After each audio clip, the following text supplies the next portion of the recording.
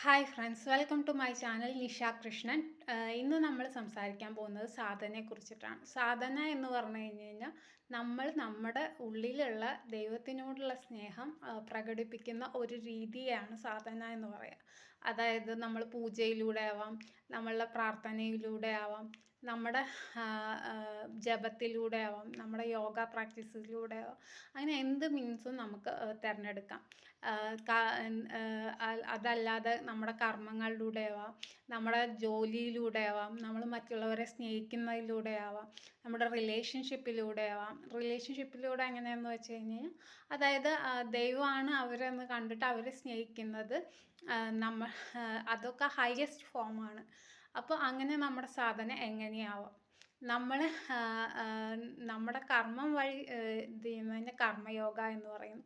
ഭക്തി വഴി നമ്മുടെ സ്നേഹം ദൈവത്തിനോട് പ്രകടിപ്പിക്കുന്ന ഭക്തി യോഗ എന്ന് പറയുന്നു. നമ്മൾ നമ്മുടെ റിലേഷൻസ് വഴി ഇതാക്കുമ്പോൾ നമ്മൾ ദൈവത്തിൽ അവർ കാണുമ്പോൾ നമ്മുടെ ഒന്നെന്ന ഭാവം നമ്മുടെ ഉള്ളിൽ ചെയ്യുന്നു. അങ്ങനെയൊക്കെ എല്ലാ രൂപത്തിലും നമുക്ക് സാധന ചെയ്യാം.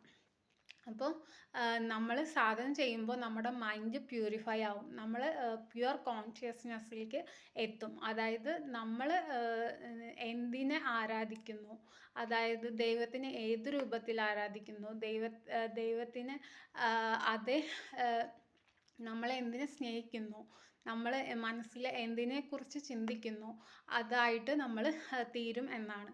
അല്ലാതെ ദൈവത്തിന് വേണ്ടി ആയിരിക്കരുത് നമ്മൾ ഇതാവുന്നത്. അല്ലെങ്കിൽ ഒന്ന് യാചിക്കാൻ വേണ്ടി, അതായത് നമ്മൾക്ക് ഇന്നത് വേണം, അങ്ങനെ അങ്ങനെ എന്തെങ്കിലും ആവശ്യത്തിന് വേണ്ടി ആയിരിക്കരുത് സാധന. സാധന എന്ന് പറയുമ്പോൾ എപ്പോഴും നമ്മുടെ മൈൻഡിനെ പ്യൂരിഫൈ ചെയ്യാനും നമ്മൾ ദൈവത്തിൻ്റെ ഇതിലേക്ക് ഉയരാനും ദൈവത്തിന് വേണ്ടിയിട്ട് കാര്യങ്ങൾ ചെയ്യാനുമുള്ളൊരു അതായത് ദൈവത്തിന് വേണ്ടി ആക്ഷൻസ് ചെയ്യാനുള്ളൊരു തലത്തിലേക്ക് നമ്മളെ ഉയർത്താൻ വേണ്ടിയായിരിക്കണം എപ്പോഴും സാധന. ഇത് മനസ്സിൽ വയ്ക്കുക. എല്ലാവരും സാധന ചെയ്യുക.